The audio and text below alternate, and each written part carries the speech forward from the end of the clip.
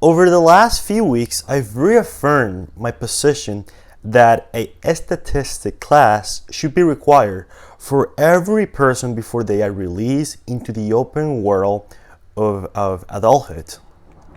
I was first introduced into these marvelous fields of statistics when I was selected to attend a program at the Argonne National Laboratory, a science and engineering research laboratory where interesting development takes place, ranging from supercomputers to nanotechnology.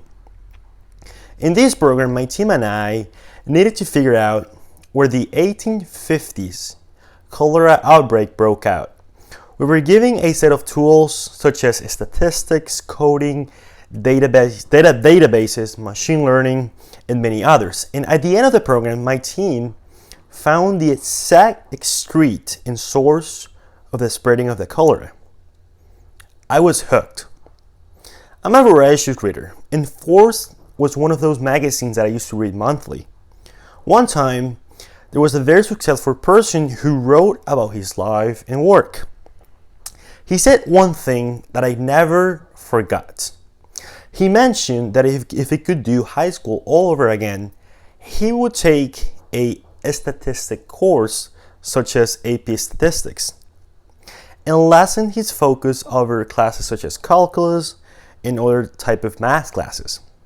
He said statistics was critical to his success, and the workforce would need more people who understand statistics because it's very hard to automate the human interpretation, and the human interpretation would need to be there. I took his advice and I took AP Statistics during my senior year of high school. This class quickly became my favorite, and my appreciation and fascination only keep increasing and increasing, because I realized that I can pursue and create so many businesses and projects with the help of statistics. Statistics makes me see clearly. After seeing everything that has happened in the world over the last few weeks, it is simply dangerous to have a large number of people who don't know or understand statistics and the concept of probabilities. Many people are fooled by noise, lack a sense of judgment, and blindly believe what they see or what others say. Statistics is key.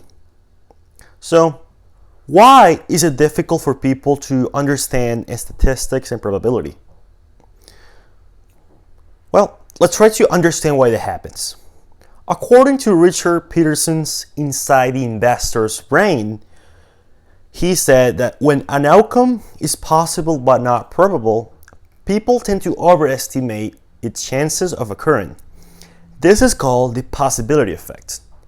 Emotions in uncertain or risky situations are more sensitive to the possibility rather than the probability of a strong consequences, contributing to the overweighting of very, very small probabilities. This is an important concept to understand because it shows how our brains process the world, and other factors such as emotions affect our decision making without us even realizing it. Our brains are not designed to understand probabilities. We suck at it. Whether someone wins or loses is irrelevant. What matters is what the other outcome would have been if you won or lost. The controversial statistician and former options trader Nassim Taleb calls this alternative histories, and he says, one cannot judge a performance in any given field, such as war, politics, medicine, investments, by the results, but by the cost of the alternative. For example, if history played out in a different way. So, for instance, let's use the example of the current virus, COVID-19. Governments and authorities have two decisions: possibly more to make, but let's keep it simple. Governments have a problem, which is uncertainty. They don't know what will happen, and that is exactly when probability comes into play. The distinguished cognitive and mathematical psychologist Amos Tversky said once that in dealing with probabilities, most people only have three settings. Number one, gonna happen. Number two, not gonna happen. Number three, maybe. Here, in frankly most cases, we just don't know whether something will happen with 100% certainty, and we can only estimate the probabilities. So let's explore the two possible decisions by authorities. Number one, not taking steps to contain the virus that would cause death and hoard the economy, hoping the virus will not spread. Number two, taking radical measures that would save life and cause significant economic damage but avoid the spreading of the virus. What do you think we should do? And before we decide, we need to understand that the quality of our decision will be predicated on what the other possible outcome could have been. So if the necessary steps are not taken and it doesn't improve, the virus could spread, causing massive human and economic losses. Number two, all preventive measures are taken early and seriously to avoid or reduce any spread. The virus will not spread or barely spread, causing minimal losses. Decision number one, to do nothing, could have worked out. But if it didn't, the losses would be devastating. The decision to do everything that is possible, and if the virus does not spread, the losses would have been minimal. Choice number two seems like the obvious answer, but we cannot disregard the economic impact that the choice might have in the short term. Shutting down the economy for a few months or even weeks comes with a cost. However, that is why decision makers need to be long-term focused.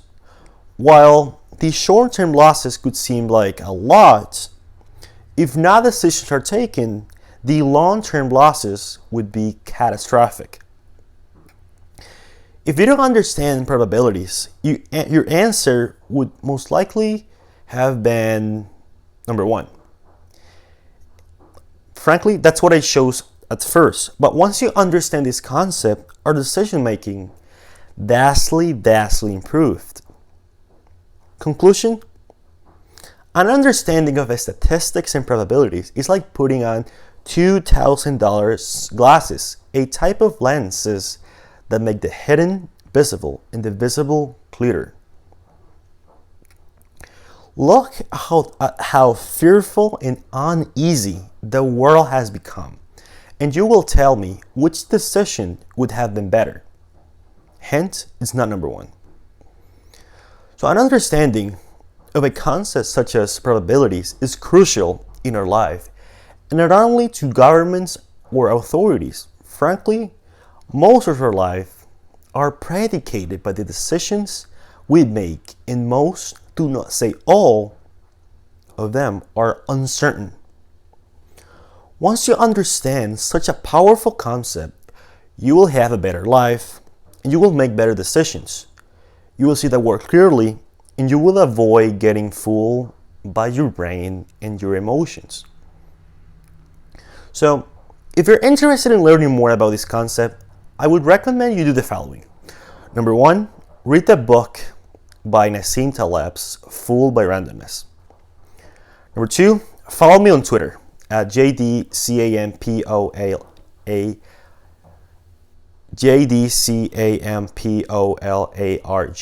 JD Campolargo, and sometimes I post about these similar concepts and what I think it's happening in the world using sort of statistical lenses.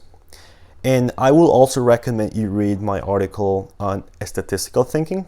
I will leave the link below, and I would also suggest that you take a free class, a free online class. I will also get the link. I will also post the link below. And if you can remember anything from this video, is that sometimes the ignorance of one sadly affects the life of millions. And I hope that today's and future decision makers are able to understand this intriguing concept of probabilities to reduce the suffering of the world. Thank you.